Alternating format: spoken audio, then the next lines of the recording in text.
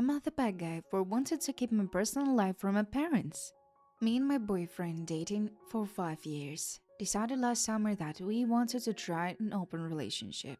However, it wasn't until December that I found another partner. Let's call him Tyler. Since then, I've had two boyfriends. I was afraid to tell my partner I had two boyfriends because they tend to worry a lot. Fast forward to April. Tyler and I had been together for 4 months. I tell my mom. She begins to cry and explain how I'm not living a healthy life. And when I insisted both Bruce and I made a decision together, she said, "You can tell yourself it's healthy?" I told her to not tell my dad because I was afraid of what he will say. She mentions that we should have a talk, both mom and dad, about my life and life decisions. A few days ago, we had a party at my home. A few of my friends want to sleep over, and also including Tyler. Both mom and dad were planning to go out that night to give my friends and I some privacy. Mom told me that since we will be gone, Bruce and I could sleep in their bed. But when I mentioned that Bruce wasn't staying the night, she got extremely nervous. Asked if Tyler could sleep in the bed with me, but she immediately shut it down because she was afraid we will do it in the bed. To ease her mind, I offered to sleep in the guest bed with him. For the third time, Mom cried. To succeed in life, you're going to have to fail. When I tried to ease her mind and tell her I'm not falling, she replied with, "Not yet." She somehow managed to bring the trauma into the conversation, saying you don't know what it's like to have trauma that no one else has. They never left the house. Yesterday, while I'm at the Bruce house, Mom calls and asks when we could have talked soon. Like I had mentioned before, there was nothing to talk about. She gets very mad and says, "I've been holding in my anger for months."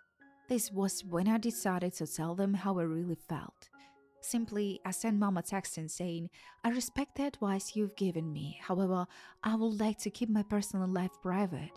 Suddenly, Dad calls me and says, "Come home now." When I said no, he immediately got super angry. My dad is known for having anger issues. And said, "All right, I'm coming to get you. We need to talk now." At this point, I'm panicking. He ends the call and I call Mom. We begin to have a screaming fight about how I disrespected my dad and how I lied to him the other day about where I was at because they were watching me through Life 360. A simple miscommunication turned into a screaming match. The only way I felt I could get my side of the story out was to yell it. The call only lasts 15 minutes until it ends abruptly, and I'm left a crying mess on the floor. I didn't feel safe, even in my boyfriend's locked house. I tried calling them back 4 times, to which they never answered. So I'm not the bad guy for wanting privacy. I know my parents miss me, but this is why I'm never around. I'm not the bad guy for trying to cut off a 10 plus year friendship. For context, a 16 years old female have been friends with 17 years old female since we were 7 years old. Growing up, I have learned that we are both very headstrong about topics that we feel passionate about, but the difference is that I can understand when I am in the wrong and apologize, whereas she can. During primary school, we will always have childish arguments that could easily be resolved. But as we went on to secondary school, our arguments would last forever. We went to different secondary school but had a similar crowd of friends, and she also lives a couple of roads away from me, so I will still see her a lot. I've always been a cold, bad brain child, like smoking, stealing, and normal experimenting, but will never do that stuff around her for 2 reasons. First, I saw her as a little sister, although she's older than me, and didn't want to be a bad influence. The second, our families are relatively close, so I did not want any problems within. Anyways, as we grew up, she will go onto the different crowd of friends that included her cousin, and they will go out to get her trouble. I did not join as I didn't like her new peers, and told her that it would end up badly in the long run. She did not listen. She told me that I was boring because I didn't want to smoke or drink with her, and her friends, and I ignored it. Bearing in mind that she knows that I'm extremely introverted, and whenever I do take substances, I like to be with people I'm comfortable with, as it will affect my height overall. On top of that, she didn't like any of those people that she was friend with, as she would always complain about them to me. I distanced myself from her shortly after that, so she ended up getting caught smoking, drinking, etc. And when all her friends stopped talking to her, she came back to me after a few months. I believe she done this as she knows I'm forgiving and will always view her as a sister no matter what. I noticed that whenever I will speak to her, I will feel so drained and she will always complain about my new friends that she didn't even know properly. She will also only holler at me if she wanted services like her hair and eyelashes done, or if she had fallen out with her cousin and was lonely. She will always make slick comments, but I ignored them. Once was over my father. We both didn't really have our dads in our lives, so we bonded over that until she was pressuring me to get my dad to give me money, as if my own mother hasn't tried so. She know that my dad has 5 or 7 other kids to other BMs, and I'm the oldest. I told her that money isn't everything, and if you choose to speak to my dad again after 6 years, it will be to build a relationship with him, as I live rather comfortable financially with or without him. I go on holiday quite frequently, and my mother's side of the family always buy me luxury brands and good food whenever I ask. She shouted at me saying that I need to get my money up, although I've always made my money since I was 6 years old, as I have many talents and services to profit from, and she does not. I told her that she should get a grip, and if money is everything, to either get a job or tell her mother to get up and start working, as she has no source of income yet. The house is always being redecorated instead of going towards her and her siblings. She went quiet and we made up shortly after. 2 years ago, I posted a meme about weed on my story and she laughed about it, and then proceeded to tell me to block her oldest sister from my story so she couldn't see. I told her no, as her sister shouldn't have anything to say to me, as it's not her business. And although my family don't condone me smoking, they already know. She told me that I have a bad look on her, and that her family won't let her trust her see me again. I told her that's silly, because everyone knows that I will never use any substance around you, that she has only seen me twice in a year in my mother's home, and what she does has nothing to do with me or what I post. She argued that I shouldn't matter, and that I should still block her sister from viewing my stories, and when I said no, she blocked me on everything. A month later, I got a call from her oldest sister, as Sam had run away and was missing. I told her that I wouldn't know where she is, as we aren't on good terms, but I would ask around and let her know. She asked why we had fallen out, and once I had explained it to her, she laughed and said it was stupid, and that she needs to grow up. I thought so too, and so did my close friend, family, and therapist when I told them. Once I got hold of her wish list, she was on the run. We didn't speak after that. So this month of May 2023, I got a message from her, and I thought she was in trouble and needed something, so I replied.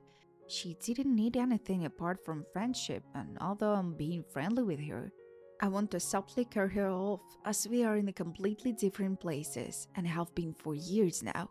And I don't want to be around negative Bonnie energy, as when we caught up, she seems to be doing nothing with her life apart from being a loser. So, I don't want to be a bad guy. What do I do? I'm not the bad guy for feeling humiliated by my girlfriend's boss. So me and my girlfriend just moved in together, and it's actually been going pretty well. But something came up today that I just can't shake or quite thinking about. We recently moved to an area where neither of us are too familiar with, and we needed to find a plug, so she said she will try and find one of her oldest one. She's able to get a hold of one, and we've been copying from this guy for about 2 weeks now. And he's a real piece of work. He's always rude when he doesn't answer for hours, but if we're able to get a hold of him and don't text him back immediately when he's ready, then he starts going off like we are on the ones who haven't been answering all day. Also, he always asks her, "Who are you with?" And if she's with your boyfriend, me, and she says that, he gets an attitude and raises the price. She's the only who's always texting him since she know him. And he's weird about guys. I guess he's one of those. Always, today he had me drive on 2 hours to him just to get there, and have this man ignore our text calls, and we waited an hour before just driving back home, cause what else are we supposed to do? And so I told her we aren't buying from this guy anymore, and I grabbed her phone so I could give him a piece of my mind. No way I'm giving him my money again. But while I'm going in on him, he starts talking about my girlfriend and how he's already hit that, and I have his leftovers. I laughed obviously because this dude is repulsive, and I was just like, no way. But after telling her about it, she just casually breaks the news to me that they had hooked up in the past. And I just feel so disgusted and know that's a horrible thing to say, but it's true. I also know that this happens way before we had met, but I just felt like she hasn't said a word about it until I confronted her, and I don't think she ever would have mentioned it either. This bothers me because it was like our main plug, and he's always trying to hit on her, and now his actions towards her make sense. If you guys could have heard the way that my girlfriend spoke about this guy before this came up, you will understand why I'm so confused as to why she didn't mention this or even find anybody else for us to buy from. I just feel gross now. There is nothing more embarrassing that's going off and completely asshole, and he just throws out that, "Oh yeah, I'm you girl." I feel defeated in a way. And I know that she could never have foreseen me coming into her life and caring of loving each other the way we do. But man, I could have gone the rest of my life without this information. I'm trying not to change the way I see her, but I don't know, man. This was just a huge turn off for me. I'm honestly considering break up with her. I'm being unreasonable? Will this upset of any of you guys, or will you just chop it off as the past be in the past and move on? Please, wait in. I love her so much. But the thought that this guy ever got within an inch of her just make me sick to my stomach, so. Emma the beggar for asking my fiancé to go to couples therapy again after he reconnected with his ex-flea. My fiancé Steven and I have been on and off dating for 12 years and newly engaged for about a month. We have always had problems in the past with him having emotional relationship with other women. We broke up last September because a girl sent him teeth pics on my birthday. I felt at that point it was more than emotional relationship between them. So I ended the relationship thinking that was the last straw.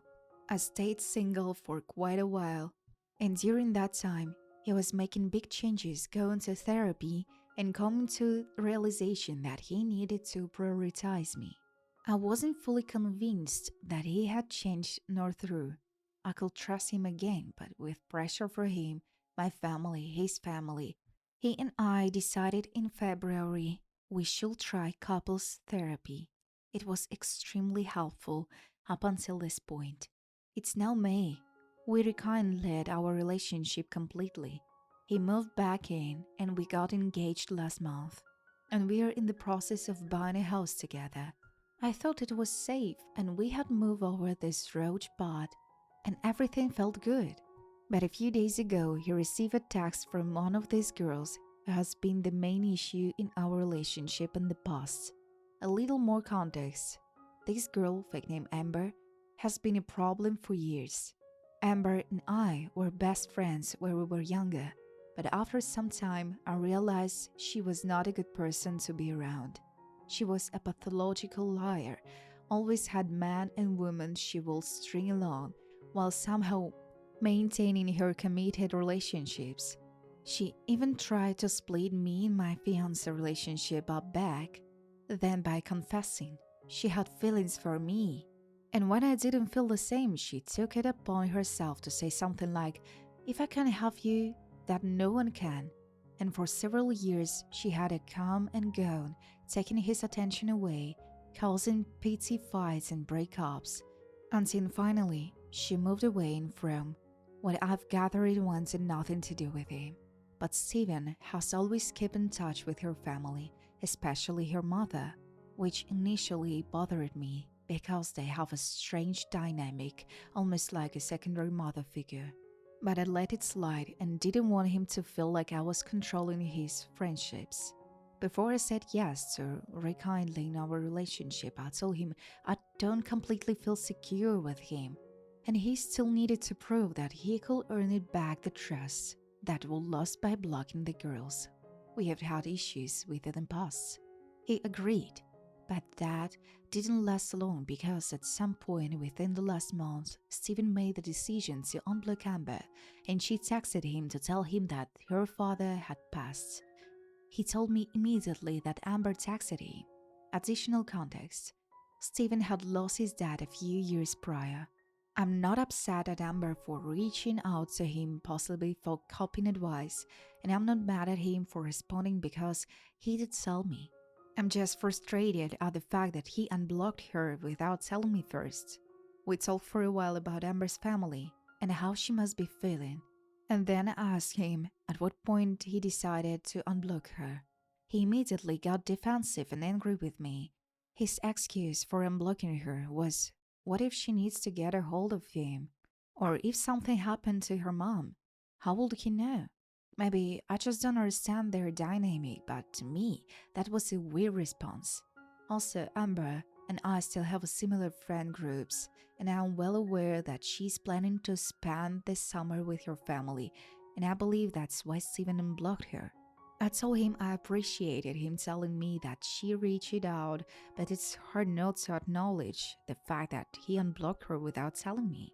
I told him I think we needed to go back to couples therapy before we proceed on getting married and buying a house together, which he then deflected, saying he did nothing wrong, and says I'm pushing him for caring about his friend. But I'm scared. This is my future. I want things to work out with him because I love him, but I don't want to be trapped in this constant loop of distrust. Sorry, this was super long, but I hope it helps you understand my situation to be able to give me the proper advice. So thank you, and write in the comments below what you think. I'm at the beggar for going on an expensive vacation with my 8-year-old daughter without inviting any other family members. I have an 8-year-old daughter with my ex-wife, and I have her from the time school ends to the week before school starts. Yesterday I had my parents and sisters and their families over at my house for a Mother's Day. When one sister came over to where everyone was hanging out with a travel folder that has the detail of the vacation that I'm taking with my daughter in the late June, early July, and started to yelling at me for taking a very expensive and fancy vacation without inviting them and paying for all of them to go, alongside with my older sister. They both went in great detail on how if I downsize the trip and pay a little extra for everyone else, then they all could go alone on the trip, and it is very selfish of me to just take my daughter only and spending that much money without inviting them. The fact is that I could easily afford to pay for their families to go with us, but they have in the past excluded my daughter from their family's activities, even when I offered to pay more than my fair share of the costs that it would for them if they took my daughters with them, like Disneyland, zoo, water parks, etc. My parents want me to include them, and I told them it was too late to change plans as I made a reservation a year ago, and I have already paid for the trip. But my sisters are still adamant that I could just change the trip from a Disney cruise to a stay at WDW using my DVC points, and it will just cost a little bit more, and that I can afford it. I've seen nieces and nephews from age 9-15 and along with parents and sisters and their husband, that means there will be 7 adults and 8 children that I will be paying for. So am I the bad guy here? Am I the bad guy for telling my mother-in-law that there was no chance she'd get to go on a vacation with us? I feel awful about this, but I also feel like I'm just setting a boundary, you know? So, to set up the story, I don't like my mother-in-law because she's extraordinarily good at manipulating my wife. She airs her grievances and then just expects my wife to sit there and take them. We haven't produced grandkids. My wife moved away from her hometown. We don't visit the north. We never invite her on our trips. But my wife is still her daughter and tries to be nice. Even if there is an hour afterward where she's felt like garbage after a phone call. My wife called her yesterday for Mother's Day, which is all good and great. I was cleaning up around the house, so I was wandering in and out of the bedroom where she was talking, and she said something like, "Okay, I will ask him when we're done."